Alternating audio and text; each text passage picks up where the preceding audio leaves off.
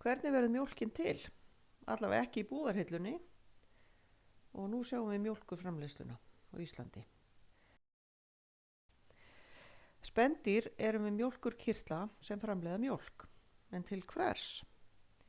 Þegar afkvæmin þeirra eru nýfædd þurfa þau næringu sem inniheldur allt til að þau vaxi og dafni og sem er sérsniðin að þeim. Samsetning mjólkur breytist þess vegna þegar afkvæmi verður eldra.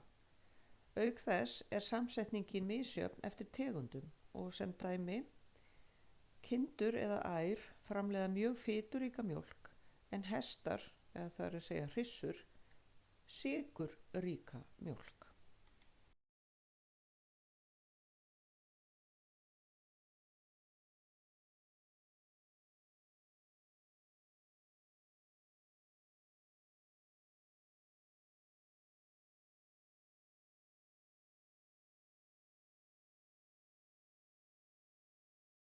Þarna er mjólkurframleiðsla hjá mömmu þessa litla barns hérna.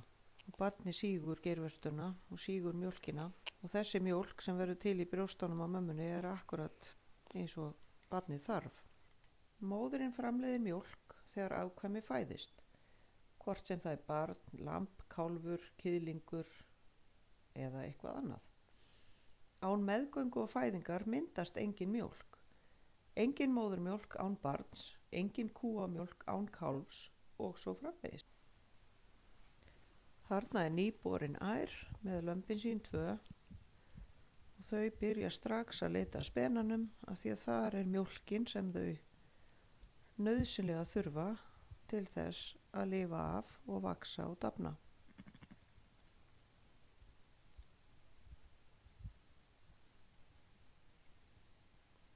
Þarna er lambið orðið stærra og það er enn að sjúga mömmu sína og nú er mjólkin orðin eins og það þarf á þessu tímabili ævinnar.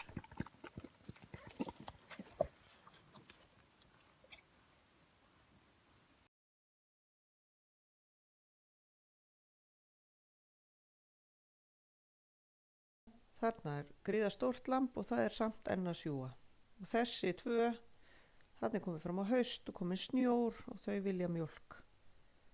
Þarna er kýr með nýfæddan kálf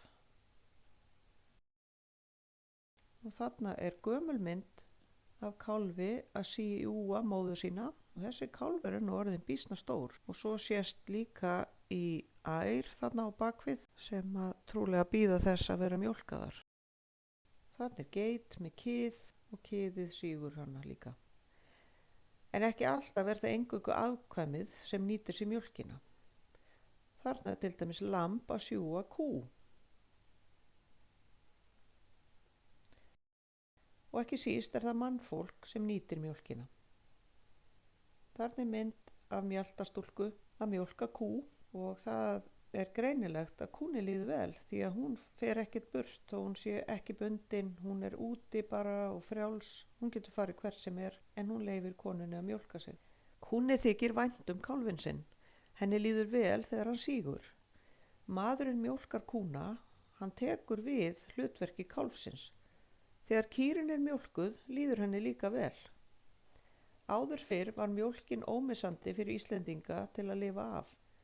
Kýrin var lífsbjörg, sérstaklega á veturna og fyrir sauðburð. Bóndinn og kýrin voru því oftast nánir vinir og enn í dag er slík vinátta til.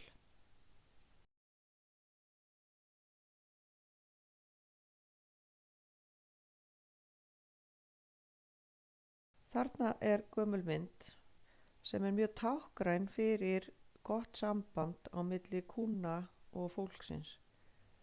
Kýrnar koma heim til að láta mjólka sig og þær standa bara og bíða eftir því að mjólkin úr júrinu klárist. Allt handmjólkað beint í fötu. Hirndar, kýr og kollóttar. Fram að 1910-1920 voru kindur mjólkurær helstu mjólkurdýrin á Íslandi. Kýr voru mjög fáar. Það var flókið að búa til nóg fóður handa þeim. Þarna er mynd af ám í kvíum sem eru það sem er kallað það sem að réttin sem er utanum kindurnar og heldur þeim inni á meðan það verið að mjólka þær. Smalinn stendur við kvíarnar. Smalinn var sá sem að passaði ærnar og smalaði þeim heim til að láta mjólka þær kvölds og morgna. Og svo eru kýrnar fyrir utan og bíða sjálfsagt líka eftir því að vera mjólkaðar. Ærnar eru mun fleiri en kýrnar og mjaltastúlkan er inni í kvíunum að mjólka. Og ærnar voru mjólkaðar aftanfrá, af því að það er minn þægilegra að ná í spenana aftanfrá heldur en frá hlið. Þarna er búið að mjólka og verið að hleypa ánum út, svo þær geti haldið áfram bíta gras. Þarna er önnur mynd af smalanum með smalahundin sinn. Þessi hefur nú greinilega farið í sparifötin og svo er mjaltastúlkan inn í miðjum hópnum með mjólkurfötuna. Þarna er annað dæmi kvíar.